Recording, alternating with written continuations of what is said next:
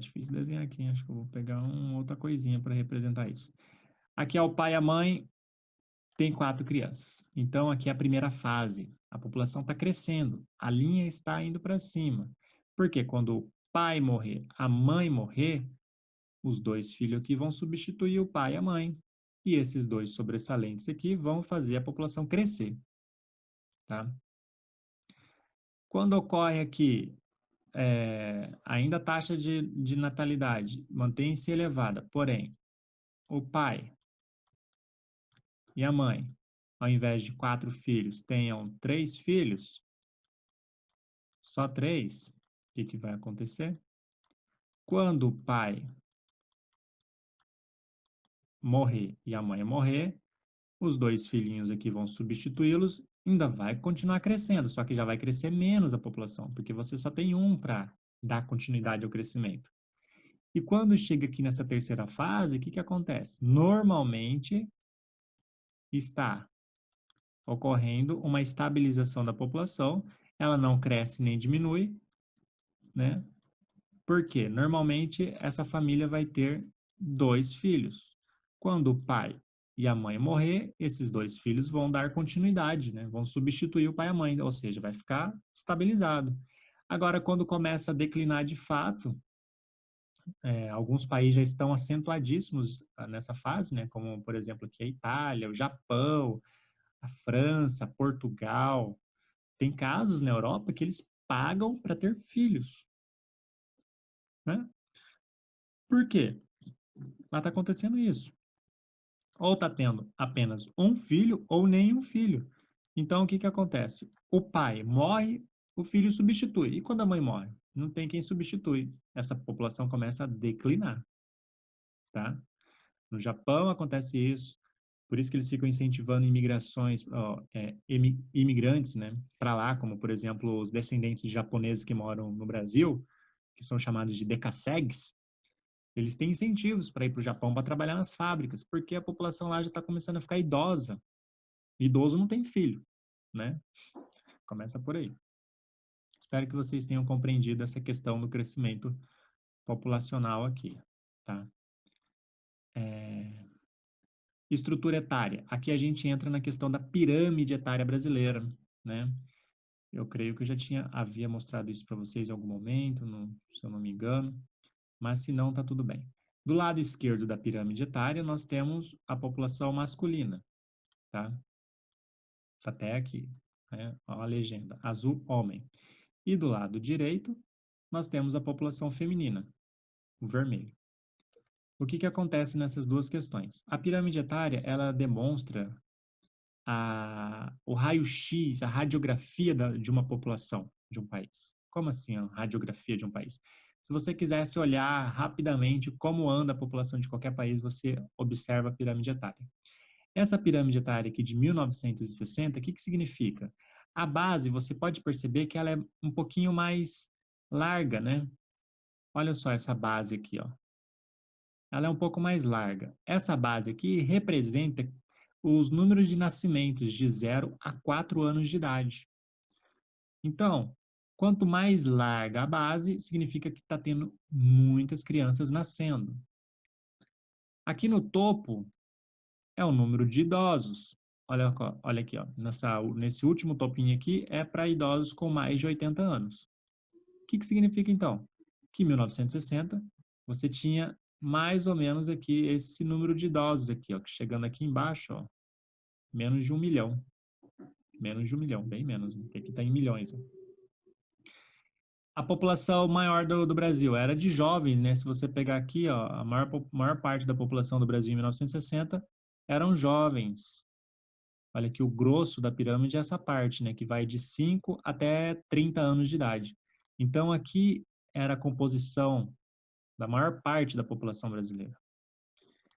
O meinho aqui já é a parte que está ficando idosa, né? Ficando mais velha. Notem que essa pirâmide do lado direito aqui, ela começa a ficar mais gordinha aqui, né? Olha só. Ela está bem mais gordinha. Ou seja, aqui a população, a maior parte ia até os 30 anos, agora a maior parte da população brasileira vai até os 39 anos, né? Pode pegar até aqui, ó. 44 anos, na verdade. E vocês reparem também que aqui na base, olha como diminuiu. Nós estávamos na base aqui com 8, agora a base aqui foi para... Deixa eu limpar tudo aqui. Limpa, a base foi para... estava um pouquinho mais de 8, né, na base aqui, ó. 8 milhões.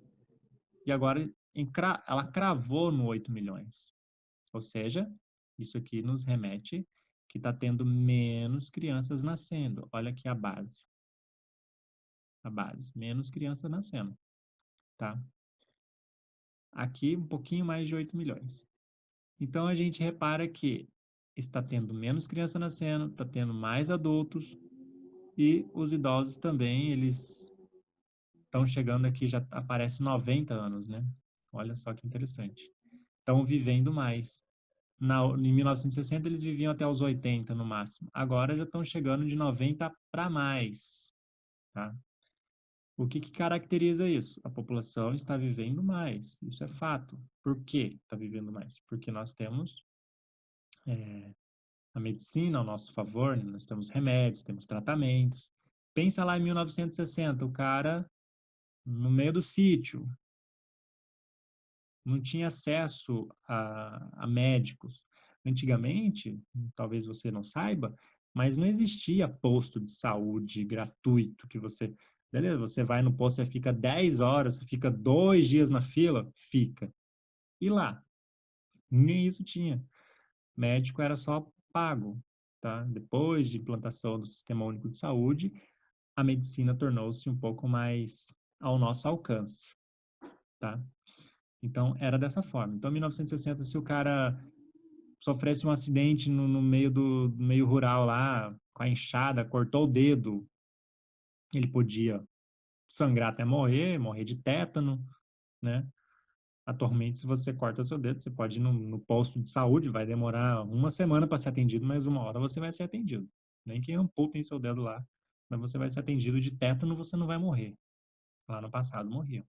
Então, as pessoas viviam muito menos antigamente. Atualmente, as pessoas vivem muito mais, tá? Essa distribuição desigual do território, ela refere-se à concentração da população, como a gente pode observar nesse mapa aqui, ó. A gente repara nesse mapa que a população brasileira, ela se concentra muito mais no litoral. Olha só, esses pontos mais escuros é onde tem mais gente. Os pontos mais claros, onde tem menos gente. Onde tem menos gente aqui, né? Região norte, ó. Com exceção aqui da região de Manaus, né? Que é a capital do Amazonas. Lá tem a maior concentração de população ao norte, né? E no litoral brasileiro, tudinho aqui está bem representado, né? Tem muita gente morando. Por quê? Por que que essa concentração está aqui? Primeira resposta. Os portugueses chegaram por onde? Né? Não chegaram de avião aqui no meio que colonizaram daqui para fora, né? Eles começaram a colonização de fora para dentro, né? Começaram a colonização pelo litoral. Então, a concentração populacional, historicamente, ficou no litoral, sobretudo ao Nordeste. Olha o Sudeste, Rio de Janeiro, São Paulo. Bem escuro, né? Olha o centro, né? Para dentro do interior do país, já é um pouco menos densamente, né? Povoado, digamos assim. Tem a densidade demográfica menor. Então, essa distribuição da população brasileira é uma característica cultural aí desde a chegada dos portugueses, tá bom? Outra questão agora é para a gente finalizar sobre os movimentos populacionais, né, sobre as migrações internas no Brasil. A partir do momento que o litoral brasileiro, né, fica saturado, né, houveram diversas condições aí, diversas políticas públicas para que o interior também fosse colonizado, desde o período colonial. Tanto é que o Tratado de Tordesilhas, né, entre o Tratado de Madrid, Tratado de Tordesilhas, né? Esqueci agora. Tratado de Tordesilhas.